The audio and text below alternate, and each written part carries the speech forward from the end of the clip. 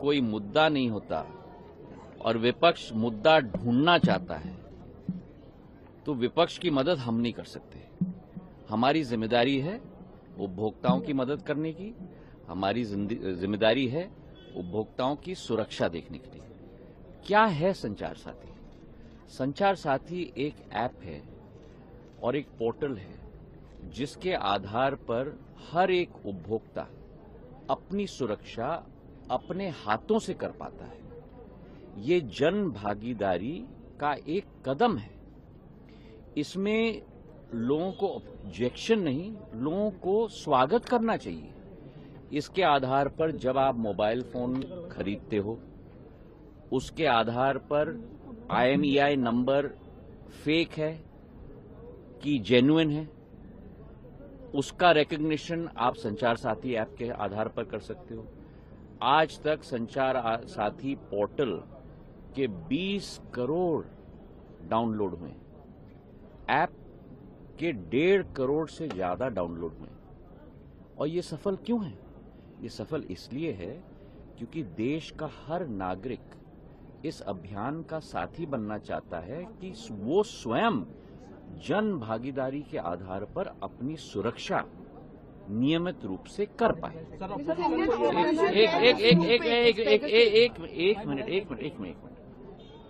आज तक करीब 1.25 crore mobile connections, fraudulent mobile connections इस जन भागीदारी के आधार पे ही डिस्कनेक्ट हुए।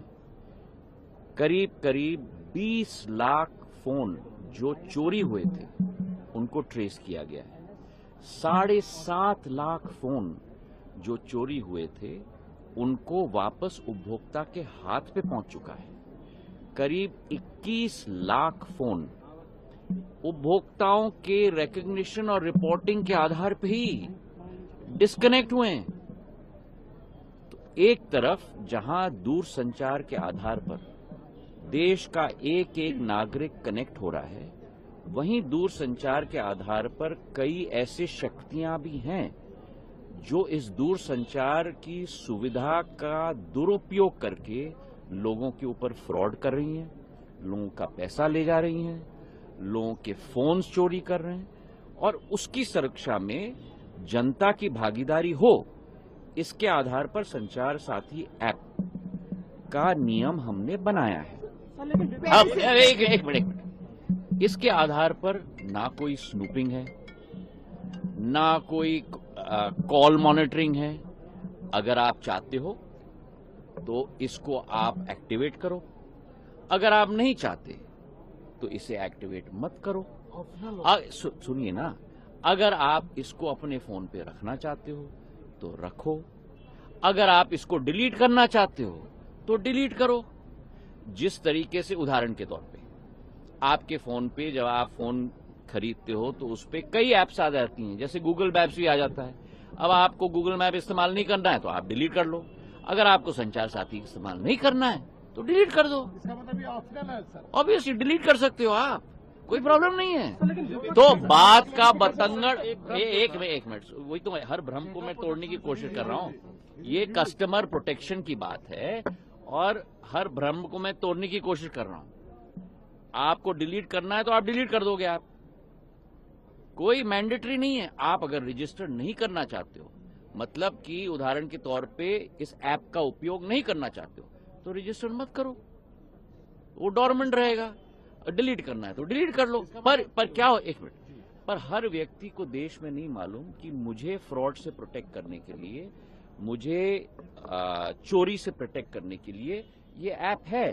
तो हर व्यक्ति तक ये ऐप पहुंचाना हमारी जिम्मेदारी है। अगर आपको डिलीट करना है तो डिलीट कर दो, नहीं इस्तेमाल करना है तो रजिस्टर मत करो।